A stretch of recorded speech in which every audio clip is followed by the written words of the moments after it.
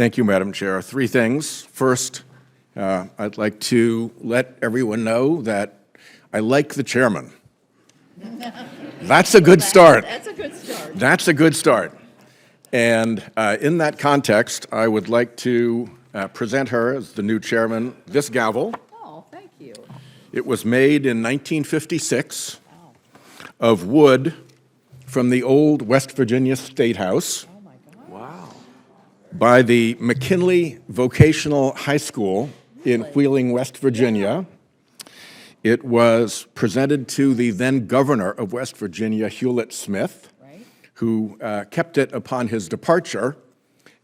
He was term limited out, and that was significant for, among other reasons, that it opened the office to the chairman's father. It did. Archmore. Madam Chair, Thank you. may you bang it in good health. Very nice. Very nice. Thank you. Second, we have indeed worked well together. We have together successfully advanced nuclear energy reform. We have together successfully encouraged and expanded carbon capture. And the WRDA and highway bills present big bipartisan opportunities for more work together. I even hope, together, we can revive permitting reform. So there is plenty of good opportunity. And as I speak of bipartisan matters, let me also welcome Senator Curtis, our newly elected member of this committee on the Republican side. Last, I want to show everyone this map of my home state. The bright green parts are parts that are destined to flood permanently, underwater, lost to the sea in decades ahead. Congressman Zeldin will be familiar with this risk from his home, Suffolk County. Fossil fuel pollution is the cause of that. It will change the map of my state, and it will do us crippling economic damage.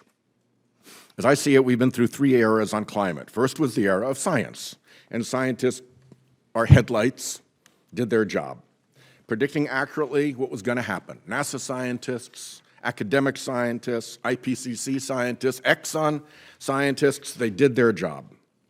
Next came the era of politics, where it was our job to heed the warnings of science and head off those dangers. We failed, badly, and for the worst of all reasons. We succumbed to a massive, deliberate campaign of lies and corruption by the polluters themselves. That failure ushers in now an era of consequences. Consequences we should have headed off, but didn't. It's beginning in creeping, seeping inflation as goods become harder to grow, produce, and ship in upended weather patterns. It's upon us already in forward-looking industries like insurance. Good luck with property insurance in Florida and California. The worst danger is systemic economic crashes. One, widely warned of in economic literature, is the carbon bubble, bursting when the international oil cartel or the massive government subsidies cease propping up fossil fuel, and stranded assets lose all value, and the resulting shock cascades into the global economy.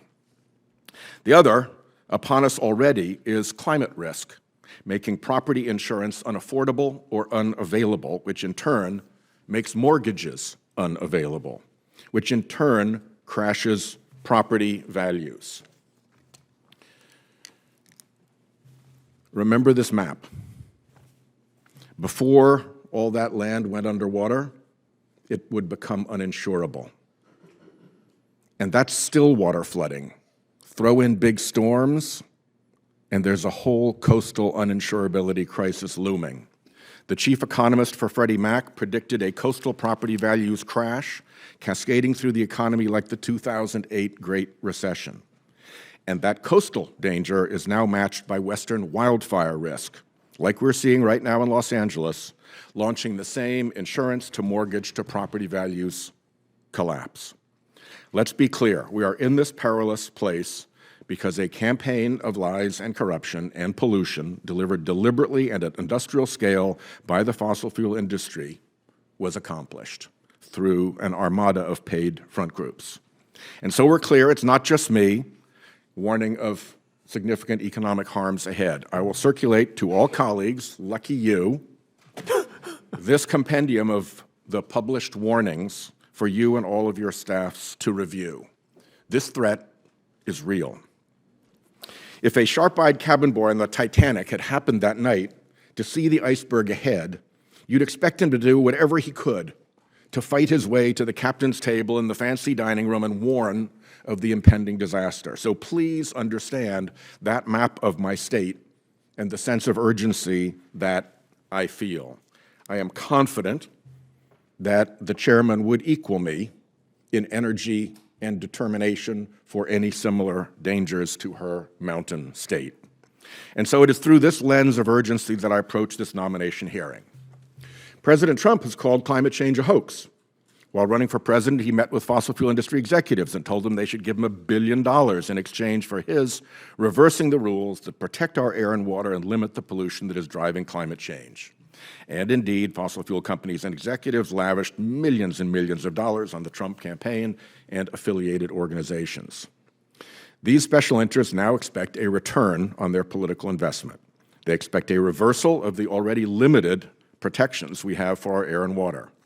And make no mistake, not only would reversing these protections harm our air, water, public health, and climate, doing so would also cost Americans money, as they would be forced to spend more to fuel their cars, to buy their groceries, to heat and cool their homes and businesses. That's money that would go directly from every hardworking American's wallet into the accounts of billionaire fossil fuel barons and giant oil companies. The question then for Mr. Zeldin here before us as President Trump's nominee to run the Environmental Protection Agency is simple. Will he follow the science and the economics and protect our air, water, and climate? Or will he merely be a rubber stamp for looters and polluters who are setting the Trump agenda? I must say that his role at polluter-funded organizations such as the America First Policy Institute and America First Works, his long list of Trump-affiliated consulting clients, and his anti-climate op-eds paid for by dark money organizations do not give me confidence that he will be an honest broker if confirmed to lead EPA. I really want this to work. That is how high the stakes are. I am not here trying to score points. I'm here trying to steer us away from what I see as a calamity ahead. I will therefore be watching closely today to see if Congressman Zeldin is able to differentiate himself in any substantive ways from the polluter agenda and the economic crashes likely to ensue. Thank you, Madam Chair. Here is to a productive relationship in this important committee.